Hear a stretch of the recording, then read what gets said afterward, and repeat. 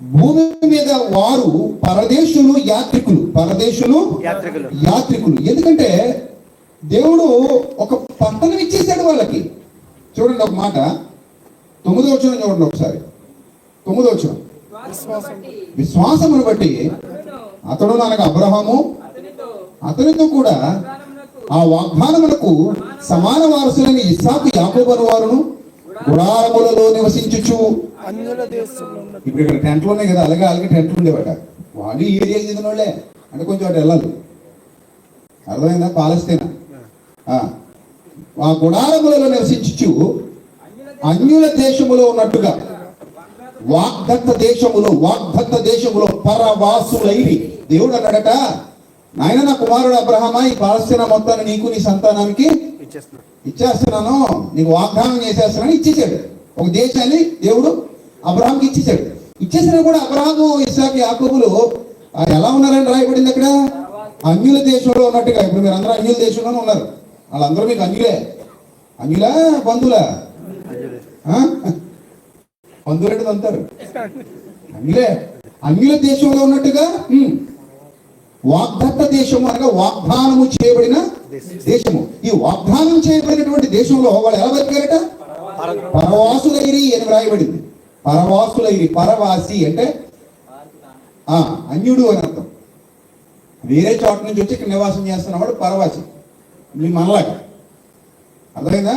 మనం పరవాసులే ఇక్కడ. రైటా? రైట్. నెక్స్ట్, యాల అనగా దేవుడు దేనికి శిల్పియు నిర్మాణకుడై ఉన్నాడో. బుద్ధిమంతులు కదా వీళ్ళు. ఎవరిళ్ళు? బుద్ధిమంతులు దేని మీద దృష్టి పెడతారని చదువుకున్నాం. పరమునకు పోవు జీవ మార్గమున నడుచుకున్నాం. పాతాళమునకు వెళ్ళాలని వాళ్ళకి లేదు, వాళ్ళకి ఎప్పుడు పరలోకం పోవాలనే ఉంది. రైట్, చదవండి కదా. యాల అనగా దేవుడు దేనికి శిల్పియు నిర్మాణకుడై ఉన్నాడో పునాదులు గల పట్టణము కొరకు అబ్రహాము ఎదురు చూస్తున్నాడని ఒక విశ్వాస వీరుడు గురించి వ్రాయబడింది. విశ్వాస వీరుడు. రైట్, ఇప్పుడు చదువుతాం మనం 14 వచనం. పరదేశులు యాత్రికులను ఒప్పుకొని విశ్వాసము గలవారై చనిపోయారు. విశ్వాసము గలవారై వీళ్ళందరూ ఏమయ్యారు? చనిపోయారు. వీళ్ళందరూ ఏమని ఒప్పుకొని చనిపోయారు?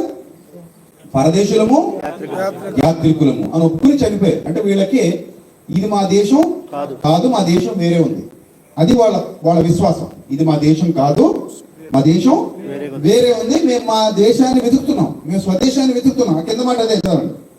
ఇలాగూ చెప్పువారు, ఇది మా దేశం కాదు, ఇది మా దేశం కాదని ఎవరైతే చెప్తున్నారో, ఇలా చెప్పేవాళ్ళు తమ స్వదేశమును వెతుకుచున్నామని విషదపరుచుచున్నారు. అవునా కాదా అని అడిగాడు. కాదా కదా? మాది దేశం కాదు అని చెప్పే ప్రతి ఒక్కరు తమ స్వదేశాన్ని వెతుకుతున్నారు.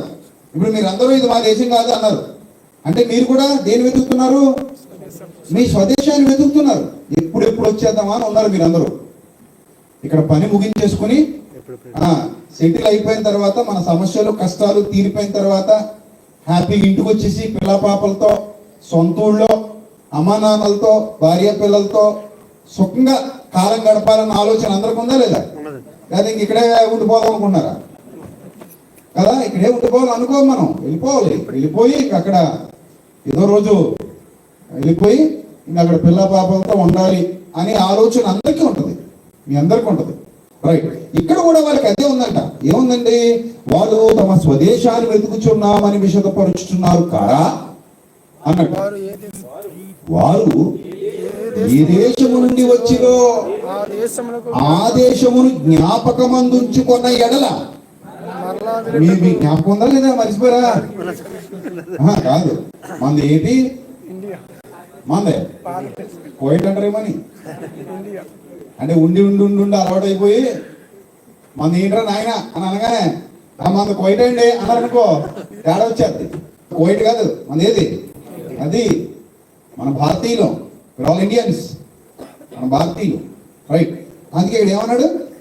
వారు ఏ దేశం నుండి వచ్చిరో ఆ దేశమును జ్ఞాపకమందుకున్న ఎడల మరలా వెళ్ళుటకు వారికి వీలు కలిగి ఉండును. విశ్వాసుల లక్షణం ఇది.